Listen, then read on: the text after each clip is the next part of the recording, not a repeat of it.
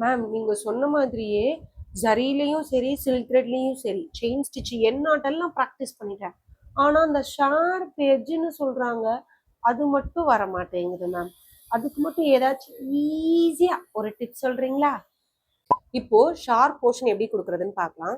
நான் ஸ்டார்டிங்ல ஆரம்பிக்கும் போது ஆப்போசிட்ல ஒரு குட்டி செயின் ஸ்டிச் போட்டு ஆரம்பிக்கிறேன்.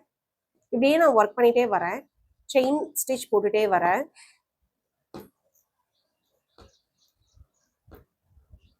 இந்த இடத்துல எனக்கு டேர்னிங் வருது. ஓகேங்களா? இந்த இடத்துல தான் நான் டேர்ன் பண்ண போறேன். நீங்க டேர்ன் பண்ண போறீங்க அப்படின்னா எந்த சைடு டேர்ன் பண்ண போறீங்களோ அதுக்கு ஆப்போசிட் சைடு ஒரு குட்டி செயின் போட்டுட்டு டேர்ன் பண்ணணும். இப்படி குட்டியா செயின் ஸ்டிச் போடுறதுக்கு லாக் அப்படின்னு நம்ம சொல்லுவோம். செயின் ஸ்டிச் தான் குட்டியா போடுறதுனால அதுக்கு லாக் அப்படின்னு சொல்லுவோம். நான் இந்த டைரக்ஷன்ல மாற போறேன். அதனால நான் என்ன செய்யறேன், ஆப்போசிட் டைரக்ஷன்ல ஒரு குட்டி செயின் ஸ்டிச் போட போறேன். இந்த டைரக்ஷன்ல தானே நான் மாற போறேன்.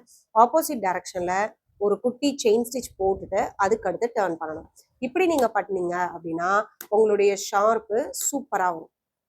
இப்ப பாருங்க, இந்த ஷார்ப் எட்ஜஸ் அழகா வந்திருக்கு. நீங்க என்ன பண்றீங்க அப்படின்னா இந்த குட்டி செயின் போடாமலேயே டேர்ன் பண்றீங்க. இப்ப நான் இந்த சைடு டேர்ன் பண்ணி காட்டுறேன் பாருங்க. நான் இந்த சைடு மாறணும், இப்படியே நீங்க மாறிடுங்க. இப்போ உங்களுக்கு இது தெரியுதா? இப்படி ஸ்லாண்ட் ஆகி வந்திருக்கு. இப்படி வரக்கூடாது, இப்படிதான் வரணும். இதுதான் பெர்ஃபெக்ட் ஷார்ப்பா இருக்கும். இது மாதிரி ஸ்கொயர்ல தான் ப்ராக்டிஸ் பண்ணணும்னு கிடையாது. எந்த ஷேப்லனாலும் பண்ணலாம். ஃபார் எக்ஸாம்பிள் இப்போ நீங்க ஒரு திலகம் ஷேப் பண்றீங்க அப்படின்னா இங்க இருந்து செயின் ஸ்டிச் போட்டுட்டே போறீங்க. இப்படியே போறீங்கன்னா இந்த சைடு நீங்க டேர்ன் பண்ண போறீங்க. எந்த சைடு டேர்ன் பண்றீங்களோ அதுக்கு ஆப்போசிட்ல ஒரு குட்டி லாக் வச்சுட்டு டேர்ன் பண்ணணும். அப்படி பண்ணி பாருங்க, ஷார்ப்பு ஈஸியா பக்காவா இருக்கும். இந்த டிப்ஸ் உங்களுக்கு பிடிச்சிருக்கும், புரிஞ்சிருக்கும்னு நினைக்கிறேன். இது மாதிரி ஆரி ரிலேட்டடா ஏதாவது டவுட்ஸ் இருந்தா கீழே கமெண்ட் பண்ணுங்க. அதுக்கான வீடியோஸை நெக்ஸ்ட் பார்க்கலாம். தேங்க்யூ.